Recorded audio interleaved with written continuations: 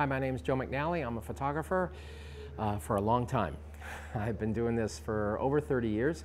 I've shot for lots of different magazines, primarily a magazine photographer for places like Life, Sports Illustrated, National Geographic, etc. And I'm here just talking with Mark about kind of the underpinnings of being a good photographer or how to get better.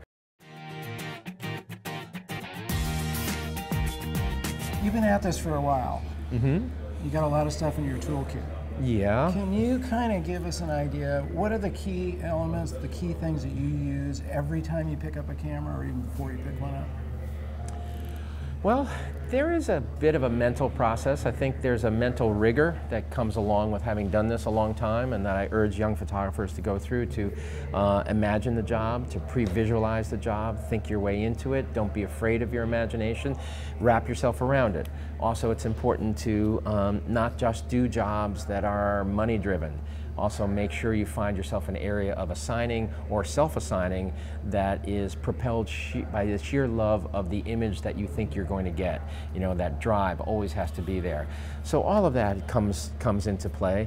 And when I go out on assignment, I do have a mental checklist, you know, of things. Have I done my research? You know, what are the prevailing conditions where we are going to? What am I likely to get into?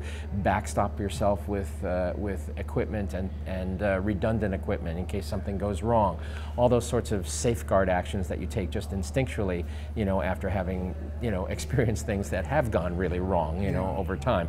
And then when you get in the field, first and foremost, before you take your camera out of the bag, and this is about people, you know, because I am a people photographer, I'm not a still life guy, is human relations.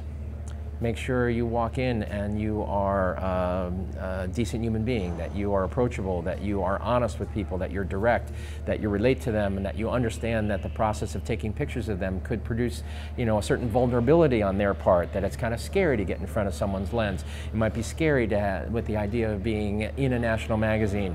All those kinds of things. First and foremost, when you're on location, you got to deal with the humanity of the situation and build some sort of rapport before you take those cameras out of the bag even.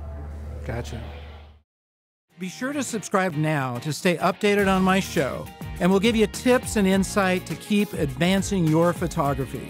Also, check out our guests' website for a closer look at their work. Tune in to our next episode of Advancing Your Photography for an inside look at another photographer's world. Until then, this is Mark Silber reminding you to get out and capture your own images of life.